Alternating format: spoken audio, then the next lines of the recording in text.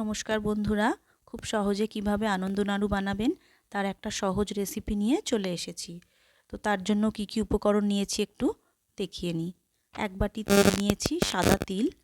1 বাটি আটা নিয়েছি, আর 1 বাটি সুজি নিয়েছি, আর 1 বাটি চিনি আর নারকেল মিক্সিতে পিষে নিয়েছি। চিনিটা একটু বেশি নেবেন, নারকেলটা একটু কম নেবেন। এরপর চিনি আর নারকেলের মিশ্রণটা ভালো করে মাখিয়ে নেব।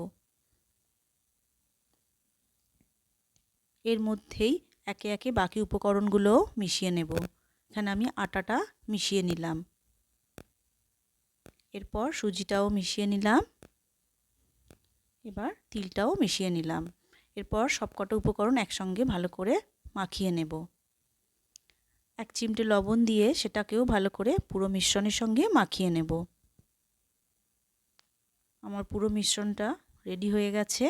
এরপর উষ্ণ দুধ একটু এর সাথে মিশিয়ে নেব। গরম দুধ দেবেন না, উষ্ণ দুধ দেবেন, নইলে নাড়ুটা ভালো হবে না। এরপর দুধটাকেও ভালো করে মেখে নেব,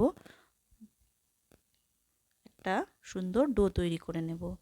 তো এখানে আমার ডোটা তৈরি করা হয়ে গেছে। এরপর আরেকটা পাত্রে সাদা তেল নিয়ে মাখিয়ে দিলাম। এরপর ছোট ছোট লেচি কেটে ছোট ছোট নাড়ু বানিয়ে নেব। চেষ্টা করবেন নাড়ুটাকে ছোট রাখার, বেশি বড় করবেন না, তাহলে ভালো লাগবে না, মুচমুচে হবে না, খেতে টেস্ট হবে না। তো এইভাবে একটা একটা করে নাড়ু আমি বানিয়ে নিচ্ছি।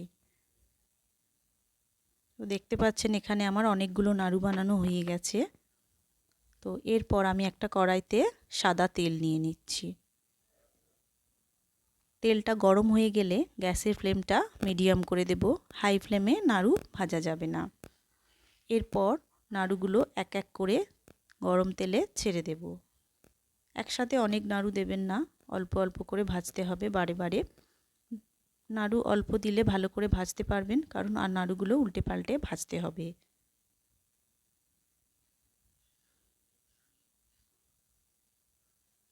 তো দেখছেন নাড়ুগুলো আমি উল্টে পাল্টে ভাজছি।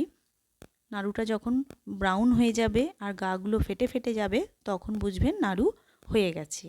তো আমার নাড়ুগুলো এখানে ব্রাউন হয়ে গেছে এবং গাগুলো ফেটে ফেটে গেছে, তাই আমি তেল থেকে তুলে নিচ্ছি। এরপর কিছুক্ষণ রেখে দিলে ঠান্ডা হয়ে গেলে সার্ভ করতে পারবেন। তো এই নাড়ুর রেসিপি কেমন লাগলো অবশ্যই জানাবেন। ভিডিওটা দেখার জন্য ধন্যবাদ।